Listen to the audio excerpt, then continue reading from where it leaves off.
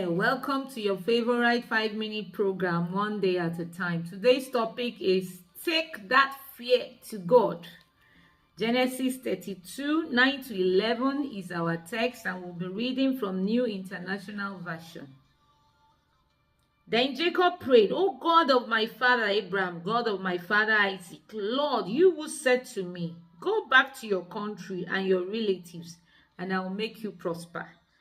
I am unworthy of all the kindness and faithfulness you have shown your servant. I only had my staff when I crossed this Jordan, but now I have become 2 camps. Save me, I pray, from the hand of my brother Esau, for I am afraid he will come and attack me, and also the mothers with their children." Praise the Lord. Jacob had fears. He was afraid of his brother Esau. Remember, he had hurt his brother Esau. He had done so many things against him, and he was afraid that Esau was coming to kill him. But guess what? Jacob knew where to take his fears to. He took it to God. He did not go about running helter-skelter, trusting in the arm of flesh, taking his fears to the wrong people before remembering God. Oh no. He went straight to God and he told God of his fears. He told God what he was afraid of, and he placed it before God. And did God deliver him? Your guess is as good as mine. God delivered him. God saved him, and God removed that trouble from him. Praise the Lord. My pastor once told me a story about a man who had fears, and instead of taking those fears to God, he took it to man, and guess what? He was disappointed. He almost lost his life. The story goes thus. He was afraid that he was going to be involved in a ghastly motor accident. Only God knows how he came about that fear. But he took it to a native doctor, and the native doctor gave him a charm. And that charm, they call it in the western part of Nigeria, they call it Egbe. And this charm was supposed to take him away from the scene of the accident immediately the accident happened, so that he would not be involved in the accident. And the charm actually did that. He was involved in a ghastly motor accident that killed so many people, but he was taken from the scene. But know what? The charm took him to the top of a very tall tree instead of saving him.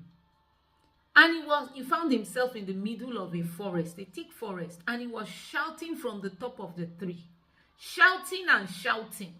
Nobody heard him because there was no one in the forest. He kept shouting for hours. And when he saw that there was no way out of this, he had to look for a way to deliver himself. And he decided to jump down from the top of the tall tree. And he jumped down from the tall tree and sustained a lot of injuries. So while groaning there in pain, God miraculously sent him an hunter. The hunter came along his way, discovered him there, took him and treated him.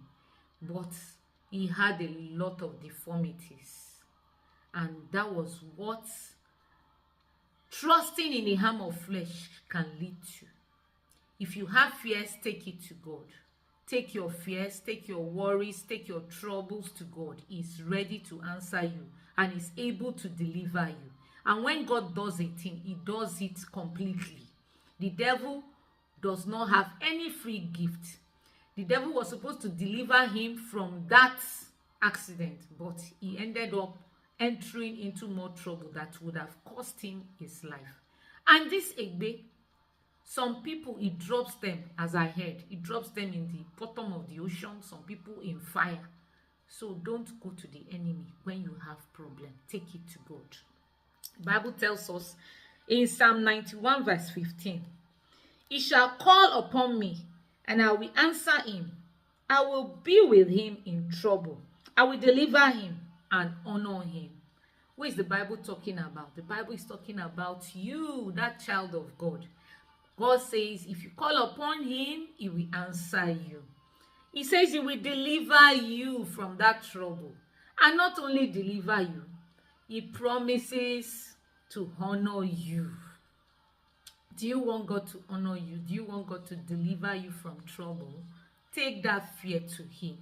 Whatever it is that is troubling you, whatever it is that you are afraid of, those things that you feel that you cannot bring yourself out from them, take them to God. God is big enough. He's a big, big God. He's a God that answers prayers.